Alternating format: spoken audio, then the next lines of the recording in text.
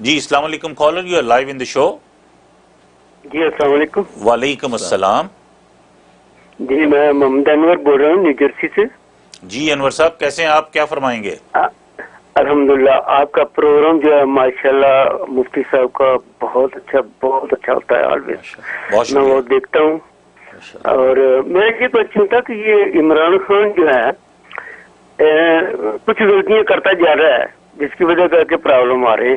ایک تو یہ ہے کہ اس نے اپنی کابینہ اتنی زیادہ بڑھا دی ہے کہ جو وزیر اور ایڈوائزرز اور دوسرے تیسرے جو ہے آف اسٹیٹس جتنی ہیں ان کے بھی نمائندے جتنے ہیں وہ 1200-1300 بنتے ہیں کم سے کم. کتنے بنتے ہیں؟ ان کی تلواریں، ان کی گاڑیاں، ان کی کوٹھیاں، ان کا سر کچھ لگائیں تو کہاں جائے گی بات.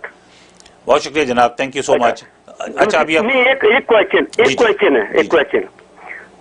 یہ ہے کہ یہ لوگ جتنے بھی اس کے ارد گرد منسٹریشن لگائے ہیں پی ٹی آئی کے، یہ وہ لوگ ہیں جنہوں نے اس کو پی آئی کو جتوایا ہے، پیسے اپنے خرچ کیے، اب وہ پیسے اپنے بنانے چاہتے ہیں تو یہ ان کو نکال نہیں سکتا. بالکل یہ ادھر سے ہٹائے گا تو دوسری جگہ لگائے گا، دوسری جگہ ہٹائے گا تو تیسری جگہ پہ لگائے گا. یہ ایسا کرے گا. شکریہ جناب، تھینک یو سو مچ.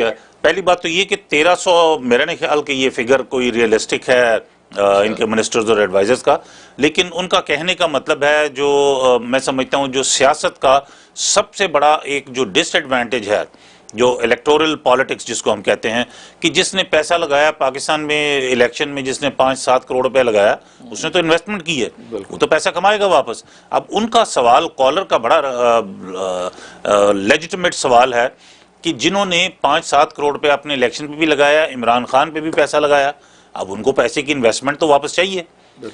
اس کا کیا حل کیا جائے، اب یہ فرمائیے. بقیہ ویڈیو دیکھنے سے پہلے ویڈیو کو لائک کریں، رحم ٹی وی چینل کو سبسکرائب کریں اور بیل آئیکن پر کلک کریں. شکریہ. بڑا اچھا آپ نے سوال اٹھایا، اور باقی آپ نے جو اینالائز کیا بالکل صحیح ہے. یہی ہوتا ہے کہ وہاں الیکشن تو ایک انویسٹمنٹ ہوتی ہے، وہ انویسٹمنٹ کرتا ہے اس لیے کہ کل کو وزیر بنوں گا تو میں اس کا جو ہے وہاں سے سب پے بیک ہوگا، اور یہی وہ صورتحال ہے. اور یہی وجہ کہ میں نے ابھی پہلے بھی کہا کہ ایک پورٹ فولیو لے کے دوسرا پورٹ فولیو دے دیا ہے. اگر وہ بندہ آپ کی نظر میں نااہل تھا تو اب اس کو دوسرا پورٹ فولیو آپ نے کیوں دے دیا؟ اس کا مطلب ہے کہ اہل ہے. تو جب اہل ہے تو آپ نے پہلے سے کیوں ہٹایا آپ نے؟ تو معلوم ہوا کہ اصل میں آپ اس کا تجزیہ درست نہیں کر رہے ہیں. آپ اس کو جس میرٹ لسٹ کے اوپر چوز کرنا چاہتے ہیں، آپ کے پاس کوئی میرٹ لسٹ ہی نہیں ہے.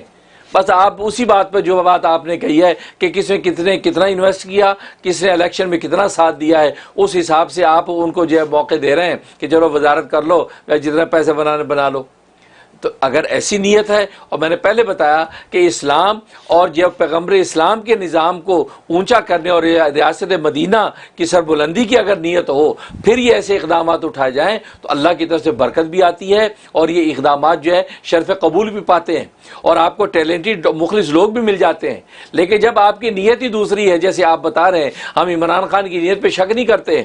عمران خان کو میں ایک مخلص اور محب وطن اور ایک جو ہے وہ خوددار لیڈر سمجھتا ہوں، اس میں شک نہیں ہے. لیکن بات یہ ہے کہ ملک کا مزاج اور خطے کے احوال، قوم کی منٹیلٹی، اس کو میں بڑی اہمیت دیتا ہوں. اور ہمیشہ بار بار کہتا ہوں کہ کوئی بھی حکمران جب پاکستان کا ہے، پاکستان کی خطے کے مزاج کو، قوم کی منٹیلٹی کو، وہاں کے حالات کو ضرور سامنے رکھے، اس کو سامنے رکھ کے اسٹریٹجی بنائے. جب اس کو سامنے نہیں رکھتے، ہم یورپ اور امریکہ کی جو احوال کو سامنے رکھ کے فیصلے کر دیتے ہیں، یا مدینہ مکہ کے احوال سامنے رکھ کے، یا سعودیہ کے سسٹم سامنے رکھ کے فیصلے کر دیتے ہیں، تو پھر ہمیں مشکلات پیش آتی ہیں. جب اس مشکلات کے نتیجے میں جب راہ نہیں ملتی تو پھر بات وہی ہوتی ہے کہ جو اس وقت نظر آ رہی ہے کہ پاکستان جو ہے وہ روز بروز جو ہے ہر بندہ غریب بھی رو رہا ہے کہ بھی تبدیلی کا مطلب یہ تھا کہ ہمیں آپ نے مہنگائی اور جو ہمیں جو ہے وہ تباہی کے جو ہے گڑھے میں ڈالنا تھا، اور وہ تبدیلی ہم نے حاصل کر لی ہے. تو اس لیے تو اس بنیاد پہ فیصلے نہیں کرنے چاہیے، بلکہ خلوص نیت سے اور جو اصل اسٹریٹجی خطے کے ماحول کے حساب سے اس کو لے کے چلنا چاہیے. بہت شکریہ مفتی صاحب.